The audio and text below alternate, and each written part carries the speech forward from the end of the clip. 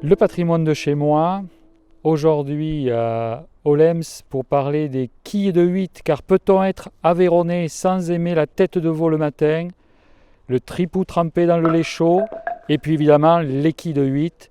Tout de suite, une première réaction avec des joueurs de quilles qu'on est allé chercher. Vous savez que quand on est enfant, on joue au bac à sable, et quand on est un peu plus grand, on peut jouer dans un autre grand bac. Et là, je vois Sophie Rodolphe qui est avec son père Jean Rodolphe. Et la question c'est comment tombe-t-on dans la grande marmite des quilles de 8? Alors Sophie, oui, c'est un jeu d'équilibre parce qu'il faut que tout ça tienne. C'est ça. Et il faut qu'en plus on les pâche pour qu'elles tombent plus facilement quand on les touche, donc elles sont pas posées droites. Pourquoi vouloir faire tomber des quilles? Pour le plaisir, le bruit. Ah oui, il y a un bruit qui est intéressant, je trouve. Il y a une acoustique, oui. Oui.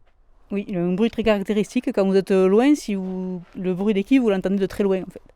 Alors Sophie, vous me disiez qu'à l'âge de 8 ans, ça y est, c'était trop tard pour vous, vous étiez attrapé par les quilles. C'est ça, tout à fait. J'ai attaqué en 84, donc la première année.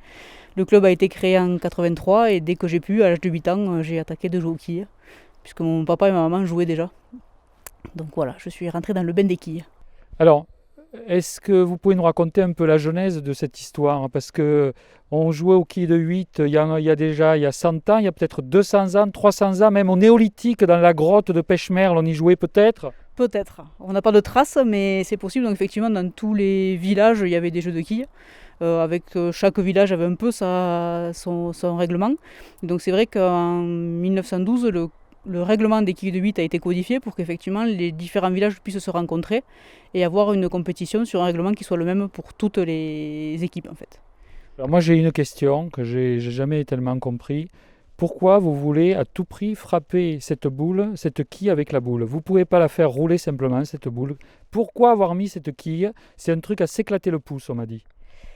C'est pour qu'il y ait un peu plus de piment dans le jeu. Après, vous ne vous éclaterez pas le doigt puisque par réflexe, vous lâchez la quille, pardon. Donc les rares accidents de pouce se comptent, je pense, sur les doigts d'une main. Est-ce que je peux voir vos pouces? C'est vrai, je confirme, ça a l'air d'aller. Très bien. Alors moi, quand j'étais gamin, c'est les quilles à la vanille et les gants au chocolat. Et alors, tout ça pour dire, est-ce qu'il y a beaucoup de filles dans les... Vous êtes la première, mais je ne me suis jamais rapproché des joueurs de quilles, bien que j'aime la tête de veau le matin. Est-ce qu'il y a toujours tête de veau et jeu de quilles, ou c'est moi qui est un peu réduit? Je suis désolé. Non, les deux vont bien ensemble, on va dire. Après, il y a un vrai championnat avec des compétitions, mais c'est vrai que la partie convivialité d'avant ou d'après compétition fait partie aussi du sport, quoi. Alors, est-ce qu'on peut vous voir jouer? Est-ce que ça peut s'entrechoquer? Est-ce qu'on peut... S'entrechoquer. D'accord. On va essayer que ça s'entrechoque. Alors donc là, c'est réalisé en direct. Alors attendez, je me rapproche de vous parce que si vous avez quelque chose à me dire... Donc, là, on est à 5 mètres hein, et le principe des quilles, c'est un coup, c'est deux phases. La phase du frapper de la quille et après le lancer de la boule. D'accord. Et l'objectif ici, c'est d'avoir au moins la première de la rangée du milieu. Sinon, vous avez 0. Donc il faut tomber absolument celle de la première de la rangée du milieu. Notre objectif, la première de la rangée du milieu. Si on ne la tombe pas, c'est 0. 0. N'importe quel nombre de quilles que vous êtes tombé à part celle-là. Vous n'avez pas peur de nous dire les yeux dans les yeux. Donc il faut d'abord flinguer la première, d'accord. C'est ça. Ok, on vous regarde. Hein. Moi je prends, parce que je ne suis pas très courageux, il faut prendre des distances, non. Il n'y a pas de dégâts collatéraux. Normalement, il n'y a pas de dégâts collatéraux. Ok.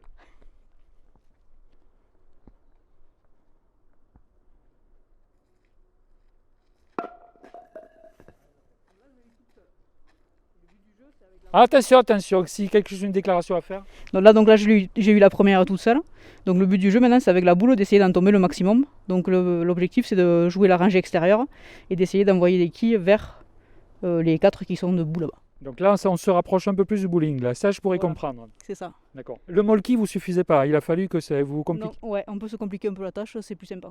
Ok.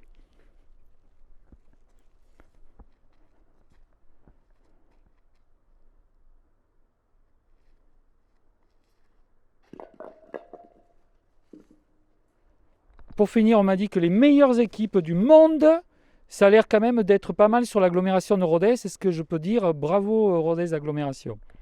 Oui, on peut le dire, en ce moment, c'est quand même les clubs, on va dire que Luc, Rodez, Olems, Magrin, qui sont dans les alentours, sont quand même les clubs qui aujourd'hui sont en tête au niveau excellence, mais c'est même qu'il y en a d'autres sur le département, Sainte-Geneviève, je vais me faire des ennemis si j'en cite pas trop, Vous mais allez vous faire des quilles. voilà, c'est ça. Et pourquoi il y en a un peu plus que ça marche autour de Rodez? Parce qu'il y a plus de clubs, parce que les gens sont meilleurs et c'est comme ça?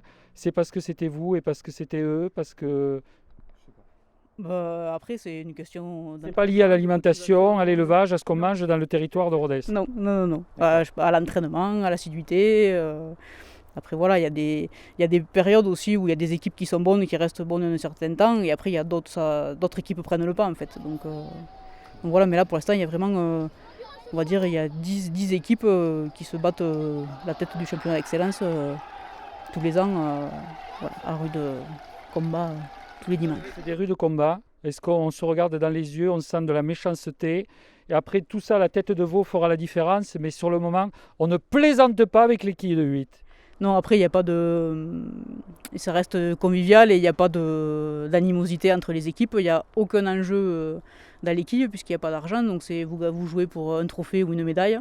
Donc, c'est vraiment que sur la convivialité. Après, effectivement, on regarde les résultats à la fin des parties, mais il n'y a aucune animosité entre les équipes. Non, mais je plaisantais, c'est le plaisir là, du jeu. C'est vraiment on est aux origines du jeu, du sport, enfin le plaisir de s'affronter, mais en toute, je sais pas, en toute sympathie, quoi. C'est ça. Ça, c'est le secret peut-être de la tête de veau. Il faudrait peut-être plus de têtes de veau dans les compétitions ultra sportives, dans les grandes coupes de foot.